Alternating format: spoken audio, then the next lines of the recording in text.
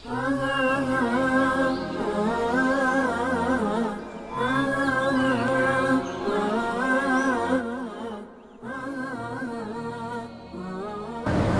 tema pada kampung Ramadan ini muda bersatu ukhuwah Islamiyah, dahsyat itu. Tadi berwarna itu kupu-kupu itu, warna merah, putih, kuning. Di Bogor sampai ada taman kupu-kupu. Asalnya itu kupu-kupu butterfly itu ulet bulu asalnya. Tapi setelah masuk ke dalam kepompong menjadi kupu-kupu indah. Kita senang melihatnya, senang merabahnya. Awalnya mah jijik ulet bulu. Itu kepompong itu Ramadan namanya. Kang Rasid ini teh ulet bulu Kang Rasid. Ibadah pamrih. Kalau ibadahmu pamrih, siap hatimu perih. Cintamu ke Allah bersyarat. Cintamu kepada Rasulullah bersyarat. Ya Allah, saya mau tahajud, saya mau taraweh, tapi tolong aku doakan jadi orang kaya. Ya Allah, saya akan mau naik umroh, tapi semoga permasalahanku selesai. Cintanya kita ke Allah, cintanya kita kepada Rasulullah bersyarat. Kalau cintamu bersyarat, berarti cintamu berkarat. Kalau cintamu pamrih, siap hatimu perih. Nah, itu teh ulet bulu namanya. Kang Rasid ulet bulu, malas. Contoh, ada orang yang ngaku suci, lagi sedang tahajud, sedang taraweh di haram, Pah, tolong Pah, foto Pah, mumpung di Masjidil Haram, mau update status. Alangkah nikmatnya tahajud di haram. Kita tidak tahu apakah update status itu ria, apakah update status itu untuk mengajak untuk umrah ke haram. Itu teh ulet bulu namanya.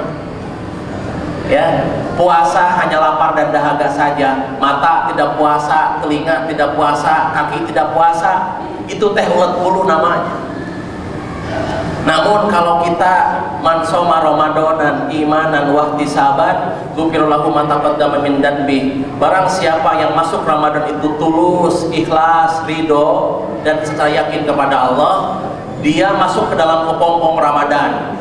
Walaupun awalnya ulet bulu, walaupun awalnya pamrih, walaupun awalnya bersyarat, tetapi ketika masuk Ramadan 30 hari namanya kepompong Ramadan.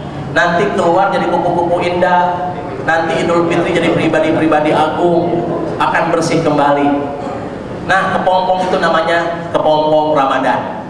Kalau di sini kampung Ramadan, mudah-mudahan yang masuk ke kampung Ramadan datang gelisah. Siapa yang masuk ke dalam kepompong Ramadan, siapa yang aktif di kampung Ramadan, datang dalam keadaan gelisah, pulang menjadi lapang dada. Siapa yang masuk ke dalam masjid asalnya gelisah, hati sumpah, gegana, gelisah, galau, merana, entah sebab kenapa, entah tidak punya rezeki, entah tidak punya calon, entah belum punya anak, gegana dia. Apakah belum punya THR, sehingga gelisah terus. Ketika masuk ke dalam masjid dan lapang dada, berhasil tangajinya.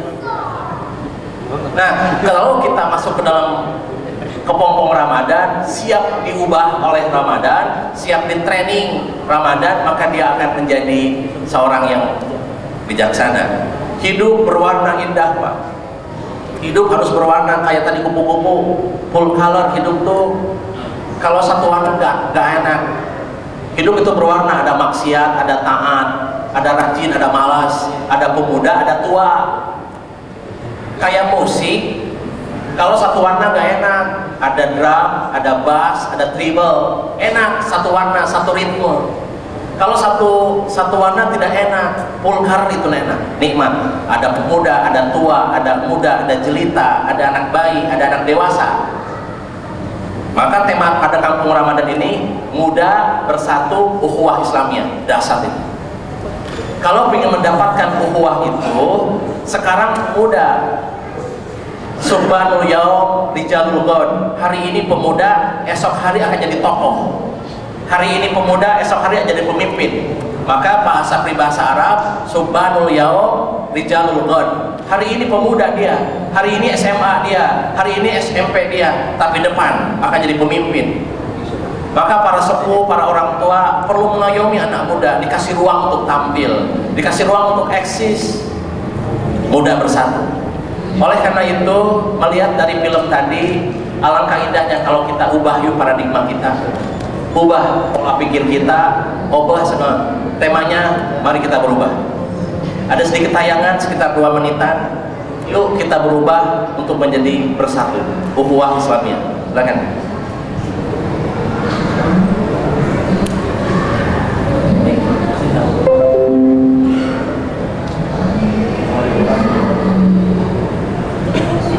Sedikit ada catatan tentang mari kita berubah, bagaimana mengisi hidup ini sekarang ini.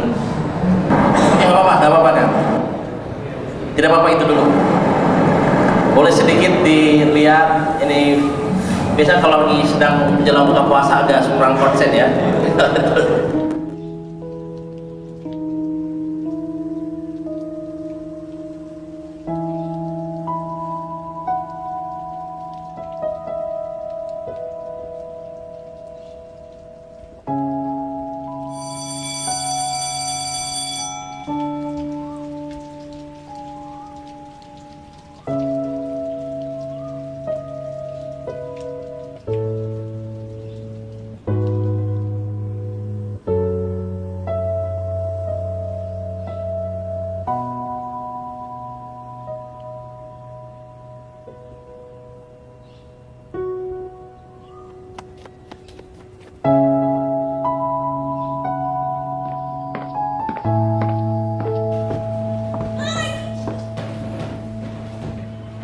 นี่พวกเธอพรชัยอยู่ไหนน่ะมาทำเวรนี่หรือแล้วครับครูหมายความว่าไงมึงเคยบอกครูเขาทำไม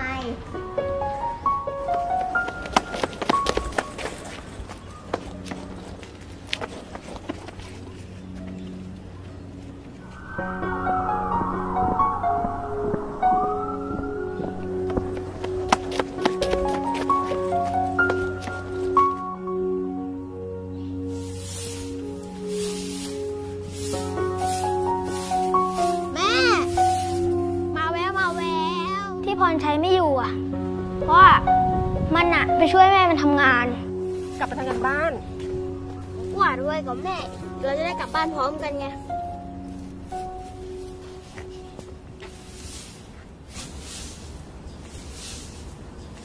แม่ปวดอีกแล้วเหรอเมื่อปีที่แล้วอ่ะแม่มันอ่ะถูกรถชน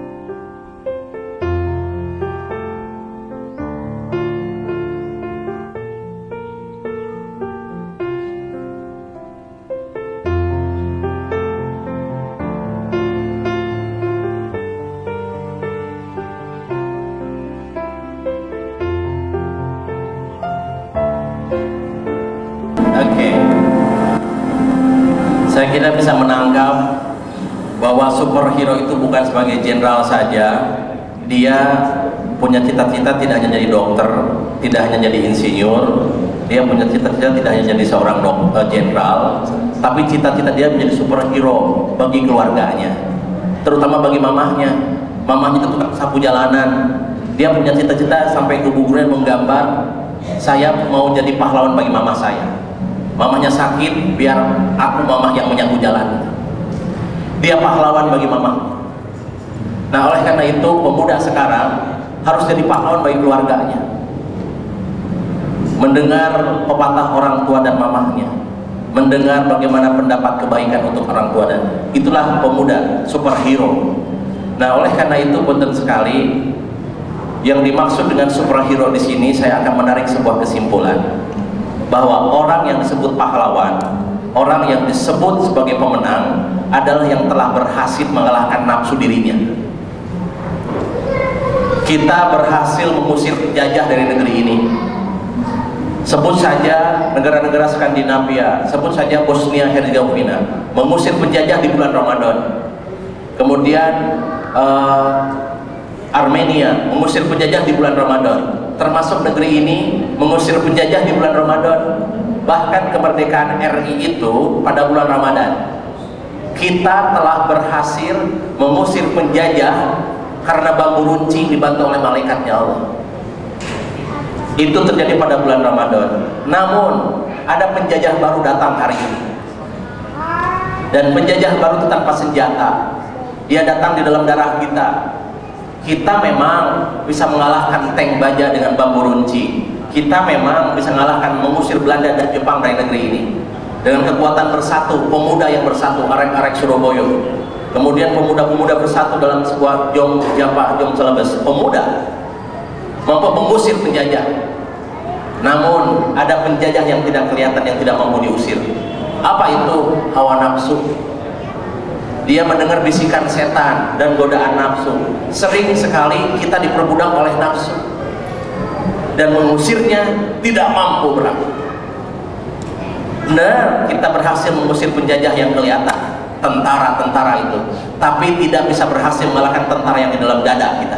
Apa itu? Nafsu syahwat, ambisi, kemudian emosi, amarah. Itu harus diusir. Itu penjajah yang masuk di dalam dada kita. Nah, bulan suci Ramadan ini momentum yang mahal. Kita mampu mengusir penjajah dengan kekuatan puasa. Maka nanti dia akan jadi superhero. Saya telah berhasil mengalahkan amarah saya. Saya telah berhasil mengalahkan ego saya. Itu superhero. Maka punten sekali sahabatku, saudaraku, orang yang termasuk orang sukses adalah yang berhasil beramal soleh. Amal itu harus sukses dari hulu hingga ke hilir. Kita puasa Ramadan, tadi dari mulai imsak subuh hingga nanti buka puasa, ini harus selamat amal puasa ini. Dari mulai hulu hingga ke hilir. Apakah yang dimaksud amal hulu ke hilir itu? Amal itu banyak, ada puasa, ada tahajud, ada taraweh, menghidupkan Ramadan, ada kampung Ramadan. Bagaimana amal ini selamat? Kalau amal ini selamat, akan jadi superhero orang itu. Pertama, selamat di kepala, selamat ketika sebelum niat. Kedua, selamat ketika menjalankan ibadah, dan selamat ketika selesai ibadah. Kami ulangi, ibadah apa saja, puasa, tahajud, taraweh, umroh, haji, khatam Quran, menghidupkan Ramadan, kampung Ramadan, itu amal akan jadi amal soleh, akan diangkat ke langit, sehingga pahalanya buat orang itu kalau selamat amal itu. Selamat dari hulu hingga ke hilir. Pertama, sebelum ibadah selamat. Kedua, saat ibadah itu selamat. Yang ketiga, setelah ibadah. Sebelum ibadah niatnya harus lurus. Saya mau sedekah supaya disebut ahli dermawan, atau supaya disebut tidak pelit, berarti niatnya tidak selamat. Berarti hulunya hancur. Saya puasa pengen langsing, karena saya gendut, sudah hancur tuh niatnya, sudah tidak selamat. Maka niat itu menentukan sekali dalam ibadah. Nah, maka punten sekali, kalau niat luruskan, saya ibadah karena Allah, saya puasa lillah, saya umroh lillah, saya pergi haji lillah, selamatlah hulunya. Kemudian masuklah dalam keadaan lapar dan dahaga di saat zuhur. Tengah-tengah puasa, saat menjalankan ibadah harus ikhlas dan tulus, jangan ria. Ria itu adalah penyakit di tengah ibadah. Contoh, dia pamer, saya sudah sedekah hari ini 1 juta. Saya sedang pamer hari ini akan kasih makan 10.000 bungkus untuk yatim piatu. Ria. Niat sudah bagus, cuma di tengah-tengah hancur ibadah. Maka dalam saat ibadah, kalau boleh jangan tahu kita berbuat ibadah itu. Cukup Allah saja. 2. Ketiga, dihilir. Kadang selamat niatnya, kadang selamat ketika saat melakukan ibadahnya, namun hancur di ujung. Selesai buka puasa, selesai tahajud, selesai taraweh, selesai umroh, diceritain ke teman-teman. Nikmatnya tahajud di haram enak sekali. Saya tadi baru saja zakat, baru saja sedekah 1 triliun, enak diceritakan itu. Ujung selamat, tengah selamat, di ujung celaka. Maka ibadah itu harus selamat dari hulu hingga hilir. Itu maksudnya. Ada orang celaka di ujung, selamat di awal. Setan itu masuk di mana-mana, sahabat-sahabat, terutama anak muda. Sekarang pemuda, besok harus jadi pejuang. Bagaimana cara menyelamatkan itu?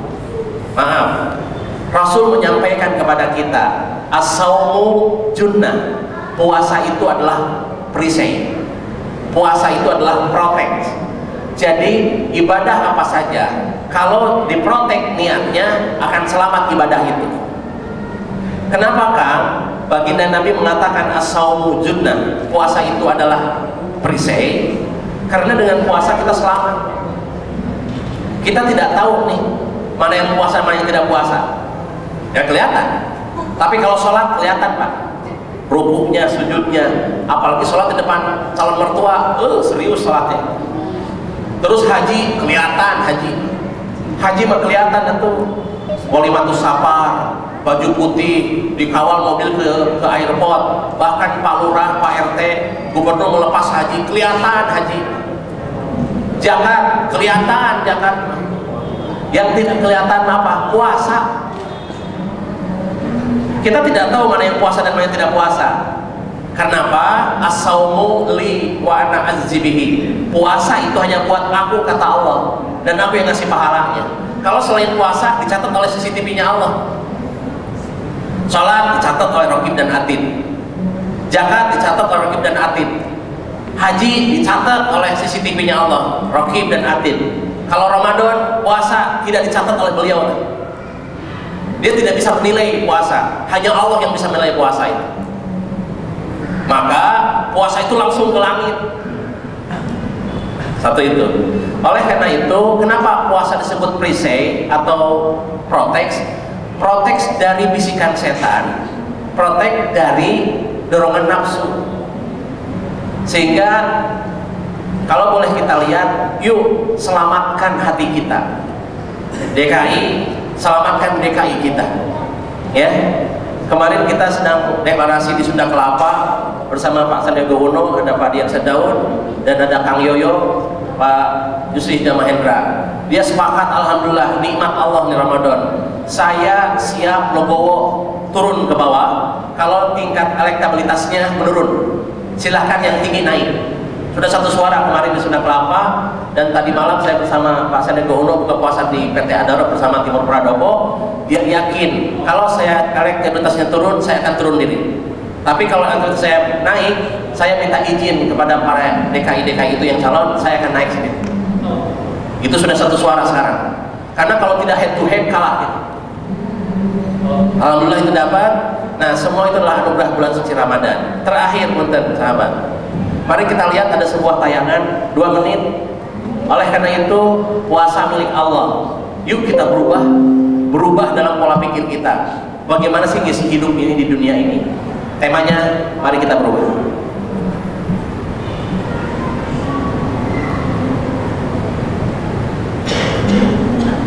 Saudaraku, detik ini mari kita awali dengan perubahan. Jangan pernah kita bersandar kepada siapapun kecuali kepada Allah. Juga jangan bersandar kepada kecerdasan kita. Apa artinya kecerdasan tanpa pertolongan Allah? Jangan bersandar kepada harta yang kita kumpulkan. Mudah bagi Allah untuk mengambilnya. Allah berkali-kali meneguhkan janjinya, wa may yattaqillaha yaj'al lahu makhraja. Barang siapa orang yang benar-benar bertakwa kepada Allah, maka baginya jalan keluar dari setiap kesulitannya, jalan keluar dari setiap persoalannya. Persoalan itu akan diberi jalan, bukan karena kita pandai, bukan karena kita kuat, bukan karena kita kaya. Justru jalan keluar itu datang buah dari ketakwaan kita. Mengapa orang yang pandai banyak yang sengsara? Mengapa orang berharta banyak yang sengsara? Karena persoalan tidak akan bisa dipecahkan hanya mengandalkan kemampuan kita. Ketakwaan itulah yang mendatangkan yarzuqhu min haitsu la yahtasib, dan Allah akan membuka pintu rezeki dari tempat yang tidak diduga-duga. Bagi kita banyak persoalan yang di luar kemampuan kita, tapi mudah bagi Allah andai kita ahli takwa. Jalan luas serta lebar menantinya. Allah yang mempertemukan dengan siapa yang Dia kehendaki. Allah yang membuka pintu-pintu yang tertutup. Allah yang memudahkan segala sesuatu yang sulit. Ahli takwa akan dimudahkan oleh Allah. Wa may yatawakkal 'ala Allah fa huwa hasbuh. Dan barang siapa yang bertawakal kepada Allah akan dicukupkan segala kebutuhan lahir dan kebutuhan batinnya. Allah lebih tahu kebutuhan kita, melebihi tahunya kita kepada diri ini. Oleh karena itu saudaraku, jangan sok tahu kita menghadapi hidup ini. Berat sekali tanpa ketakwaan, berat sekali tanpa ketawakalan. Seyogianya kecerdasan kita, harta kita, kemampuan kita, kekuatan kita adalah untuk membuat kita semakin takwa kepada Allah, semakin teguh mematuhi perintah Allah. Bukan karena pahala semata, bukan karena ingin surga, bukan takut celaka, tapi saya patuh karena Allah semata dan jauhi larangan karena Allah. Insya Allah itu lebih sebetulnya membuat kita hidup menjadi lebih ringan, jauh lebih indah, dan setiap persoalan yang kita hadapi akan diselesaikan oleh Allah yang Maha Agung. Tidak ada yang bisa diselesaikan tanpa bimbingan Allah Subhanahu wa Ta'ala. Mari kita berubah cara menghadapi hidup ini. Tadi ayatnya surat At-Tolak ayat 1 dan 2, ayat 2 dan 3. Ayatnya begini, Bismillahirrahmanirrahim. Wa may yattaqillaha yaj'al lahu makhraja wa yarzuqhu min haitsu la yahtasib wa may yatawakkal 'ala Allah fa huwa hasbuh. Barang siapa yang bertakwa kepada Allah, nanti Allah urus hidupnya. Kalau boleh saya singkat, ayat tadi diterjemahkan dengan 5 as. Hiduplah yang tulus, ibadahlah yang bagus, usaha yang serius, hiduplah yang lurus, taubat terus menerus, maka Allah urus. Allah urus rezekinya, Allah urus rumah tangganya, Allah urus karirnya, Allah urus cita-cita. Maka kunci hidup sukses adalah sejauh mana tolak ukur kita kepada ketakwaan kita kepada Allah. Puasa adalah kita supaya kita takwa, la'allakum tattaqun. Maka Allah gembleng kita dalam 30 hari supaya kita jadi muttaqin. Kalau sudah kita masuk ke dalam level muttaqin, nikmat, solusi datang, problem solving datang, apapun masalahnya dikasih. Sebetulnya masalah hidup itu bukan tidak membahayakan. Kami ulangi, masalah hidup itu tidak membahayakan. Masalah rumah tangga tidak membahayakan, masalah anak tidak membahayakan, masalah rezeki tidak membahayakan, masalah karir tidak membahayakan.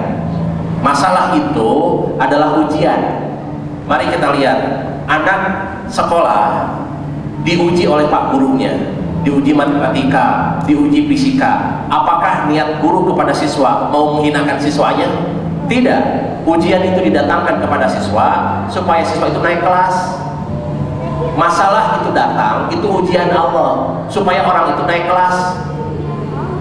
Masalah rumah tangga, masalah karir, masalah rezeki, itu ujian. Kalau di sekolah ujiannya matematika, fisika, matematika, bahasa Inggris. Kalau hidup di rumah tangga ini, hidup di alam jagat raya ini diuji. Hanya 4 ujiannya. Pertama ujian nikmat, kedua ujian taat, ketiga ujian musibah, keempat ujian maksiat. Hanya itu ujian kita, hanya itu materi pelajaran hidup ini. Pertama diuji dengan taat, kedua diuji dengan musibah, ketiga diuji dengan maksiat, dan keempat diuji dengan taat, nikmat. Nah oleh karena itu punten sekali, orang yang diuji akan naik kelas. Harus senyum kalau lihat ada ujian itu, kalau ada masalah itu. Karena hanya orang yang sekolah saja yang diuji. Ulangi, yang diuji oleh masalah hanya orang yang sekolah. Yang tidak sekolah mah tidak diuji.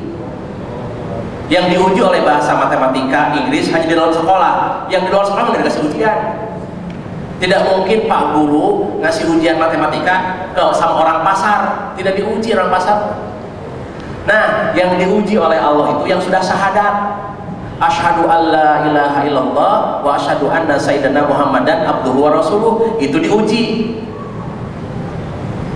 Ahasiban nas ayutraku ayyaqulu amanna wa hum la yuftanun. Apakah engkau mengira ketika engkau telah mengatakan ya Allah, aku sudah beriman kepadamu, kemudian tidak diuji? Harus diuji. Emas itu harus diuji. Apakah ini batu bata? Apakah batu granit? Apakah batu yang bisa kepala benjol?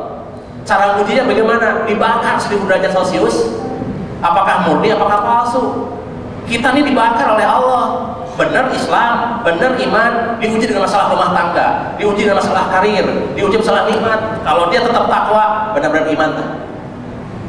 Jadi ujian itu buat naik kelas, bukan menghinakan. Lantas kan yang kalau di luar sekolah diuji bukan? Bukan ujian di luar sekolah mah, siksaan. Enak aja pengen diuji. Orang yang diuji itu yang sudah syahadat, yang belum syahadat bukan ujian, azab namanya. Tangkap itu, yang diuji hanya yang sudah syahadat. Oleh karena itu ujian kita hanya 4 materi ujian itu hidup. Mau anak muda, mau orang dewasa, mau yang sudah tua, mau sudah rumah tangga, semua materi ujiannya 4. Apakah yang 4 itu? Pertama, materi nikmat. Yang kedua, ujian taat. Yang ketiga, ujian musibah. Yang keempat, ujian maksiat. Kalau dia lulus, yang bahaya itu bukan persoalan matematikanya, yang bahaya itu bukan persoalan bahasa Inggrisnya, yang bahaya itu salah menjawab. Banyak orang yang tidak lulus sekolah karena dia tidak bisa menjawabnya. Contoh, ada orang yang manggil, atau kita terkena jatuh dari tangga karena mungkin pakai high heel, sudah usia 70 tahun pakai high heel, atau keseleo tuh pakai sok kakinya, sudah keseleo jatuh, punten. Kalau yang lulus dia akan jawab, idza asabatum musibah qalu inna lillahi wa inna ilaihi rajiun. Lulus tuh si ibu. Tapi kadang kita sering asbun, maaf sekali, dancu gitu ya, kita jatuh. Itu masyarakat Jawa Timur atau dancu. Itu tidak lulus. Yang harus menjawab itu ketika ada musibah, inna lillahi wa inna ilaihi rajiun, lulus. Kalau ada nikmat, alhamdulillah ala kulli halin. Kalau ada musibah, kalau ada maksiat, astagfirullahalazim, gitu. Seperti gini, orang manggil, nyet, kemana nyet? Punten. Kalau dia menjawab, nonjing, itu salah jawab gitu. Kalau saya ketika nyet, bukan, saya bukan monyet, itu aja lulus. Nah, sering sekali kita salah menjawab dalam permasalahan hidup ini. Soal bahasa Inggris dijawab pakai matematika atau gak lulus. Yang bahaya adalah ketika dia tidak mampu menjawabnya. Ada masalah rumah tangga, ditinggalin itu orang istrinya 2 tahun ditinggalin, gak bisa menjawab itu. Ada anak bermasalah, tidak naik sholat, tidak mau puasa, ditinggalin anaknya, tidak bisa menjawab itu. Oke? Nah, salah satu cara menjawab masalah itu taubat. Wa may yattaqillaha yaj'al lahu makhraja. Kalau engkau bertakwa lewat puasa, kalau engkau bertakwa lewat istighfar, akan aku kasih problem solving. Hiduplah yang tulus, ibadahlah yang bagus, usaha yang serius, hiduplah yang lurus, taubat terus menerus. Kalau begitu Allah urus. Allah urus anaknya, Allah urus rumah tangganya. Contoh, biasanya anak muda belum ada gerakan, belum ada contoh. Taubat itu segala cara. Taubat ada seorang imam dari Baghdad, namanya Imam Hasan Al-Basri, ulama besar. Didatangi oleh seorang pengusaha, Imam, saya banyak masalah, perusahaan saya bangkrut, sampai saya punya hutang bermiliar-miliar. Tolong Imam kasih saya nasihat supaya saya bisa menjawab permasalahan ini. Dijawab oleh Imam Hasan Al-Basri, Bapak pulang ke rumah, perbanyak istighfar dan taubat saja. Pulanglah itu pengusaha itu. Datanglah yang kedua, Imam, saya masih bujangan, belum dapat jodoh. Bagaimana caranya? Saya sudah nyari di Facebook nggak dapat, nyari di WhatsApp nggak dapat, nyari di kampung Ramadan juga nggak dapat. Gitu, bagaimana Imam? Gitu ya. Jawaban Imam, nah kamu pulang ke rumah, istighfar dan taubat ke rumah.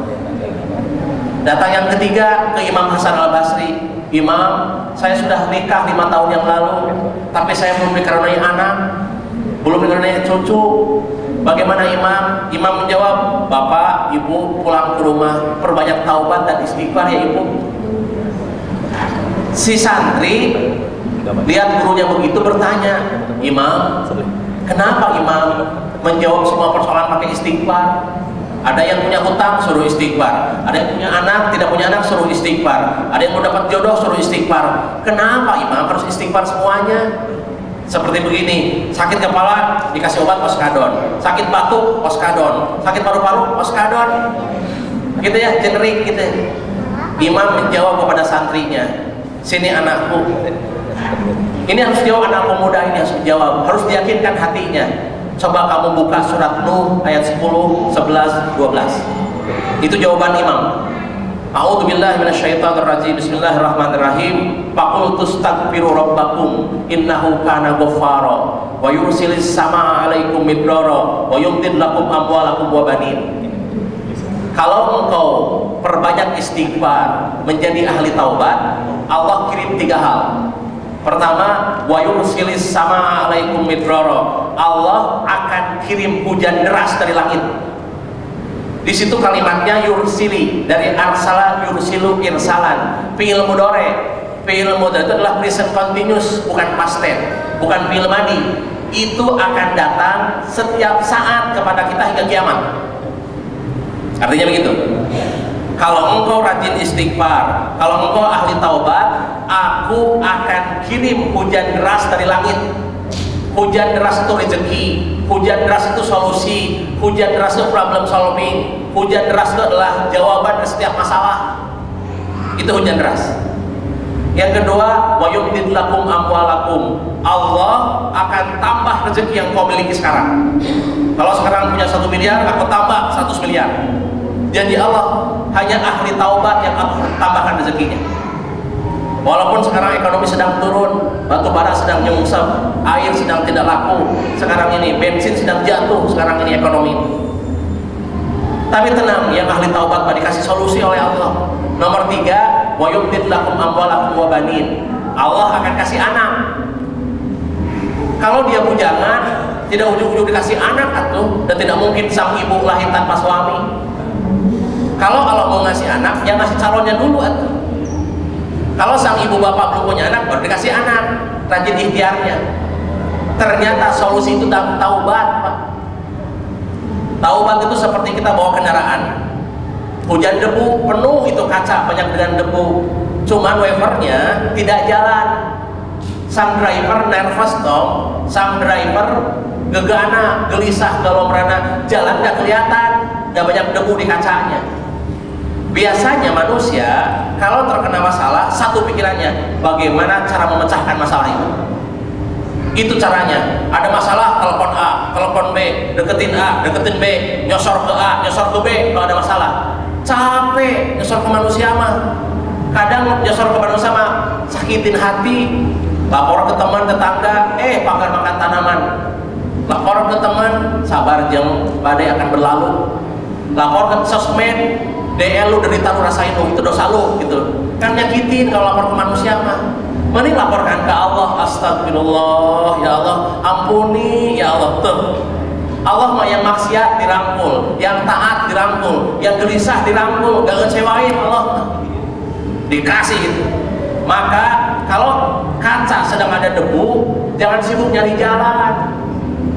Langkah pertama, bawa itu mobil, kalau sedang di tol bahaya. Gelisah itu, debu itu, direm, ditubruk dari belakang, maju nubruk orang. Cara amannya, pergi ke rest area, turun dari mobil, bersihin kacanya, kemudian jalan lagi, jalan kelihatan. Solusi hidup itu tidak kelihatan akibat maksiat. Jalan keluar tidak nampak akibat maksiat. Jadi step pertama kalau ada masalah, astagfirullahaladzim, bersihin debu hatimu. Bersihkan dengan puasa, dengan taubat. Kalau hati sudah bersih dari dosa, kelihatan jalan keluar itu, kelihatan solusi itu. Tidak perlu nyari kemana-mana. Capek nolongin orang mah, capek nyosor ke orang mah dihina. Istighfar keluar itunya. Maka solusi keluar, sabda Nabi menyampaikan, man lajimal istighfaro ja'alallahu min kulli hammin faraja wa min kulli dhaiqin mahraja wa razaqahu min haitsu la yahtasib. Barang siapa yang membiasakan istighfar, kata Rasulullah nih, Allah akan melapangkan dada yang sempit jadi lapang. Yang kedua, Allah akan kasih jalan keluar setiap masalahnya. Dan yang ketiga, warajaqahu min haitsu la yahtasib. Allah akan kirim rezeki yang tidak pernah dia kira. Orang yang ahli taubat, ahli istighfar, sering ada ujung-ujung, ada kejutan-kejutan. Ujung-ujung, kok anak saya rajin yang tidak sholat kok rajin sholat ya?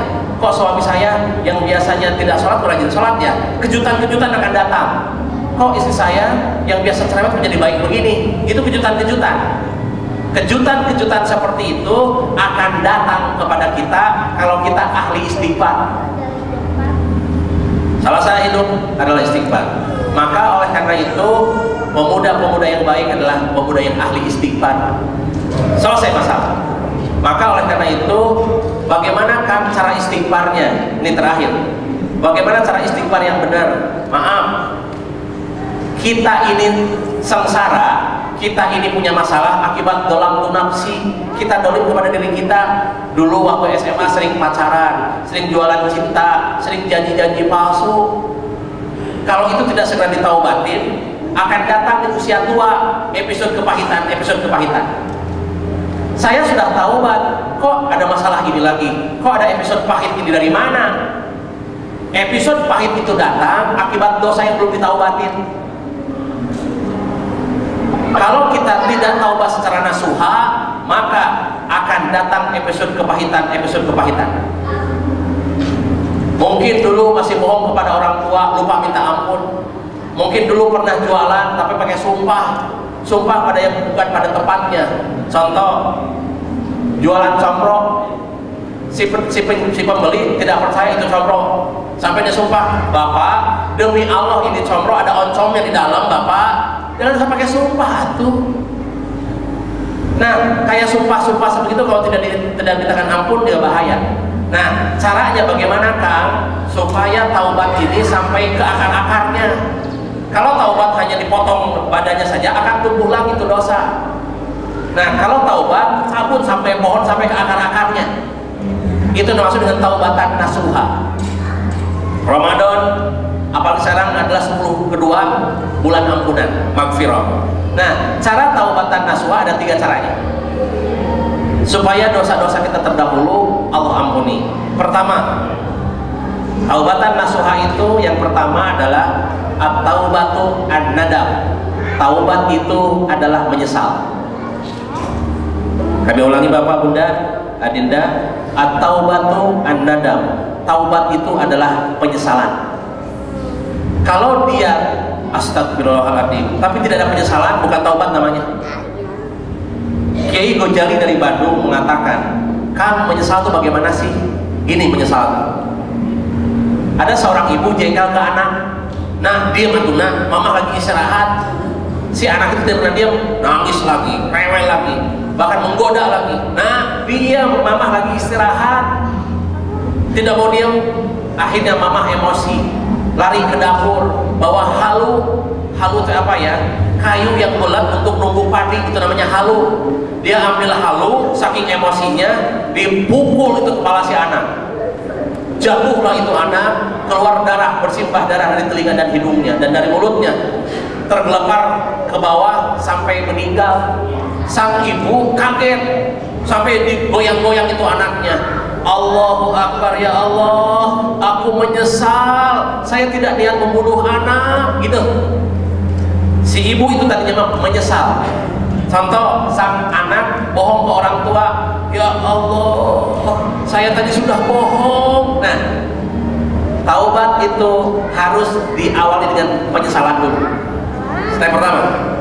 Taubatan nasuha step kedua adalah dia secara eksplisit mengatakan minta maaf ke Allah. Ya Allah, la ilaha illa anta subhanaka inni kuntu minadh dhalimin. Ya Allah, aku telah berbohong kepada kedua orang tuaku. Ampuni aku ya Allah. Setelah ke Allah baru ke orang tua, maafkan aku ya Ma. Nah, itu kedua. Yang ketiga, stop aliran maksiat.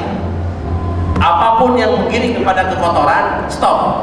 Ada handphone, nomor handphone. Orang ini sering ngajak tidak benar, kadang ngajak dugem, ngajak main apa saja yang tidak benar, delete nomornya. Ada foto yang ingat kepada masa kelam, hapus fotonya. Pokoknya pintu-pintu yang mendatangkan maksiat tutup. Itu namanya taubatan nasuha. Disempurnakanlah. Pertama, menyesal. Yang kedua, mengatakan minta maaf ke Allah. Yang ketiga, tutup jalur-jalur setan. Dan yang keempat, sempurnakan dengan berbuat baik. Kalau kita berbuat salah, segera berbuat baik. Kalau kita berbuat bohong, segera berbuat baik. Itu adalah taubatan nasuha. Kalau sudah taubatan nasuha, pohon ditarik sampai ke akar-akarnya. Sebagai contoh, Nabi Yunus alaihi salam. Nabi Yunus berdosa. Oleh Allah dikasih amanat untuk jadi memimpin Nabi dan Rasul di Palestina. Sudah 10 tahun, 20 tahun, 50 tahun Nabi Yunus berjuang untuk dakwah, tapi tidak satupun yang masuk Islam. Akhirnya Nabi Yunus amarah, ngambek Nabi Yunus itu. Lari meninggalkan umatnya tanpa laporan ke Allah. Dia lari ke pelabuhan Yafa yang ada di Palestina. Ternyata Allah menguji orang yang meninggalkan amanat, Allah akan uji. Orang tua yang meninggalkan anak, meninggalkan amanat, Allah uji. Nabi Yunus diuji oleh Allah, diambil, dilemparkan ke laut. Nabi Yunus itu karena meninggalkan amanat umat. Setelah dilemparkan ke laut, ada ikan nun, dimakanlah itu Nabi Yunus oleh ikan nun. Nabi Yunus akibat meninggalkan amanat Allah, dia termakan dalam 3 kegelapan. Pertama, gelapnya malam. Yang kedua, gelapnya kedalaman samudra. Yang ketiga, gelapnya perut ikan. Baru dia tersadar, astagfirullahaladzim, saya sudah meninggalkan amanat Allah. Umat ditinggalin, kayak guru ninggalin anak-anak siswa, kayak orang tua ninggalin anak dan istrinya. Itu amanat ditinggalin 2 tahun, 3 tahun ngasih nafkah. Amanat ditinggalin, tunggu amanat Allah akan datang ujian itu. Nabi Yunus mengalami itu. Apa Nabi Yunus mengobatinya? Dia tidak melakukan Densus 88, dia tidak melakukan saudaranya di dalam hutan, dalam lautan. Dia cukup istighfar, Pak. La ilaha illa anta subhanaka inni kuntu minadh dhalimin. La ilaha illa anta subhanaka inni kuntu minadh dhalimin. Istighfar. Nabi Yunus berkali-kali istighfar dalam ikan itu. Akhirnya berapa hari kemudian Allah menyelamatkan Nabi Yunus ke pelabuhan. Istighfar adalah penyelamat. Lihat Nabi Adam alaihi salam diusir dari surga ke bumi karena tidak syukur atas nikmat Allah, karena digoda oleh setan. Datanglah ke muka bumi, dia sedih Nabi Adam itu. Kemudian apa yang Nabi Adam lakukan? Allah mendengar taubat Nabi Adam. Apa? Rabbana zalamna anfusana wa illam taghfir lana wa tarhamna lanakunanna minal khasirin. Taubat, istighfar Nabi Adam. Nabi Sulaiman, coba lihat bagaimana menyelesaikan masalahnya Nabi Sulaiman. Nabi Sulaiman juga istighfar kalau ada masalah. Nabi Yunus istighfar, Nabi Adam istighfar. Nabi Sulaiman satu-satunya nabi yang jadi raja. Ketika itu Nabi Sulaiman bicara kepada para tentaranya, wahai tentaraku, aku besok mau belusukan ke provinsi Yafa. Tolong siapkan tentaranya. Tolong siapkan tentaranya. Aku besok jam 10 harus pergi ke Palestina. Terus duduk. Ketika duduk di singgasana, Allah menegur Nabi Sulaiman. Rontok semua kekuasaannya. Meja singgasana patah, tongkat yang dia pegang patah, sampai dia jatuh tersungkur dari singgasananya. Nabi Sulaiman berteriak, ya Allah, astagfirullahaladzim. Ketika dia jatuh dari singgasananya, Nabi Sulaiman sudah tidak bisa bicara dengan makhluk lagi. Nabi Sulaiman itu bisa bicara dengan semut, bicara dengan tumbuhan, bicara dengan jin. Pada saat jatuh dari singgasana, tidak bisa bicara apa-apa. Bicara dengan jin gak nyambung, bicara dengan setan gak nyambung, bicara dengan hewan gak nyambung. Allah ambil kekuasaannya, rontok semua kekuasaannya. Kenapa? Nabi Sulaiman lupa mengatakan insya Allah. Hanya lupa mengatakan insya Allah. Harusnya Nabi Sulaiman mengatakan begini, wahai tentaraku, aku besok mau belusukan ngecek ke provinsi Yafa, insya Allah. dia lupa tidak mengatakan insya Allah, berarti dia menyandarkan hidupnya atas kecerdasannya saja. Akhirnya Allah rontokkan kekuasaannya, jatuh dari singgasananya.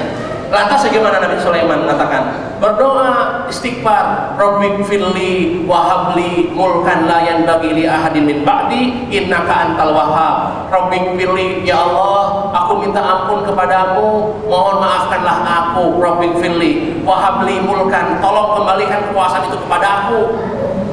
Kekuasaan yang hilang tolong kembalikan kepadaku. Innaka antal wahhab, karena engkau maha pemberi ya Allah.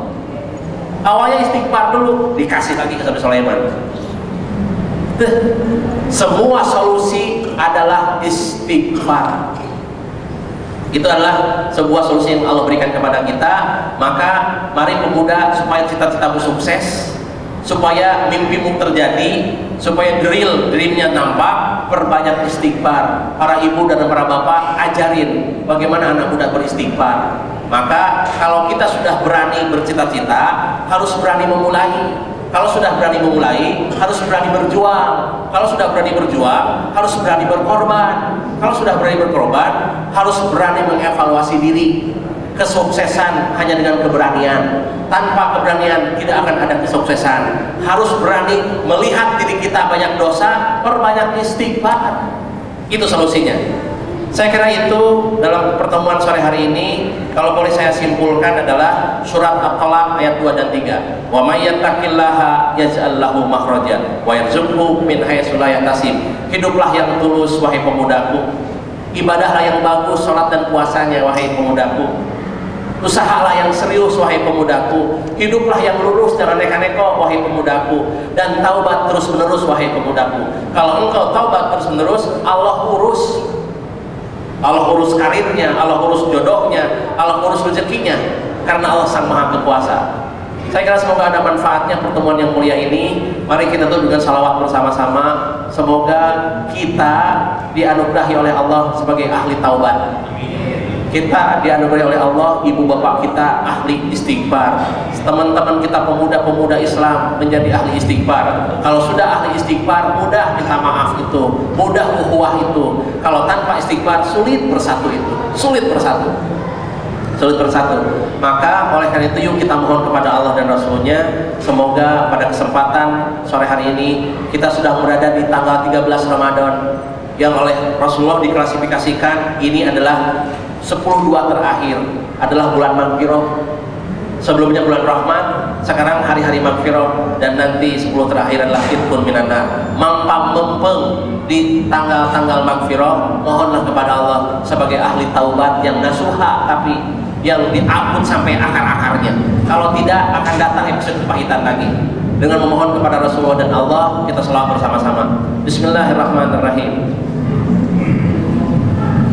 Mohon dengan tulus dan ikhlas kita mohonkan semoga kita menjadi orang-orang yang muttaqin, sehingga pada gilirannya bisa menjaga ukhuwah Islamiyah. Bismillahirrahmanirrahim. Boleh bersama-sama. Salatullah salamullah ala taha rasulillah. Salatullah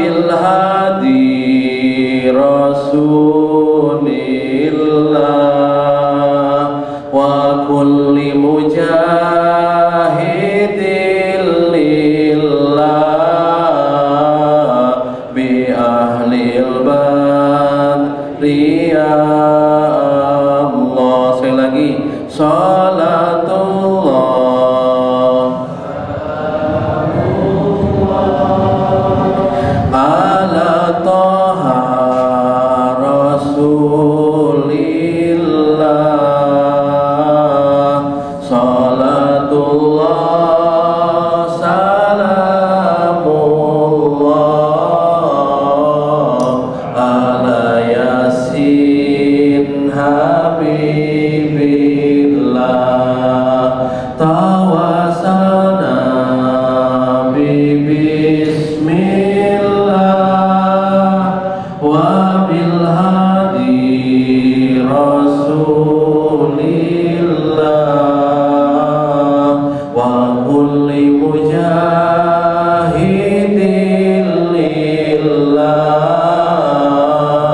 bi ahlil badri ya Allah ala hadhihi niyah wa ala kulli niyatin salihah wa ila hadratin Nabil Mustafa Rasulullah sallallahu alaihi wasallam wa ufawwidu amri Masjid Jami Bintaro Jaya ilallah innallaha basirun bil ibad wa ufawwidu amri para pemuda harapan bangsa wa ufawwidu amri para pemuda harapan bangsa Bintaro Jaya ilallah innallaha basirun bil ibad wa ufawwidu amri para bunda ayahanda yang hadir di masjid mulia ini jadikan rumah tangganya rumah tangga yang sakinah mawaddah warahmah anugerahna kepada kami putra putri yang saleh dan soleha berikanlah kepada kami rezeki yang halalan thayyiban mubarakan wasi'an fi ya Allah karuniakan di pagi hari ini dan sampai petang dan sore hari dan malam hari orang-orang yang menjadi ahli takwa, ahli ibadah dan ahli taubat kepadamu. Rabbana atina min ladunka rahmatan wa hayyi lana min amrina rasada. Rabbi zidna ilman warzuqna fahman wa bisirril Fatihah. Bismillahirrahmanirrahim. Shiratal ladzina an'amta 'alaihim ghairil maghdubi 'alaihim waladdallin. Amin.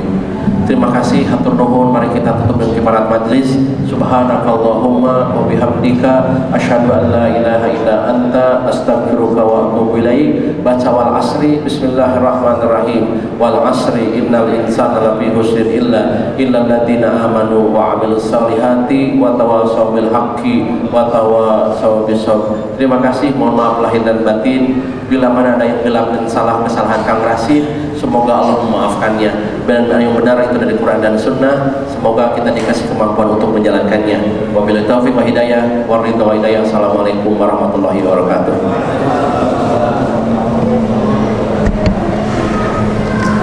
Ya, terima kasih banyak Kang Rasid atas waktunya. Sudah menyempatkan diri ke Bintaro. Ya, buat para jamaah, terima kasih atas kehadirannya. Kampung Ramadan masih terus berlanjut.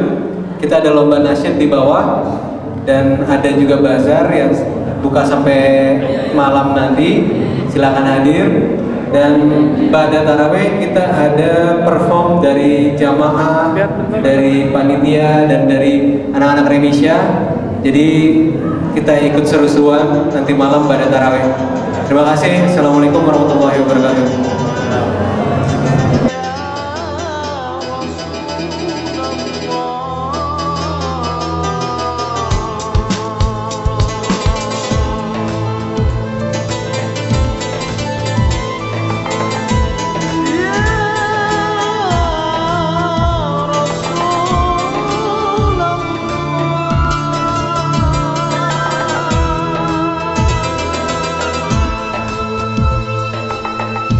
Ya Rasulullah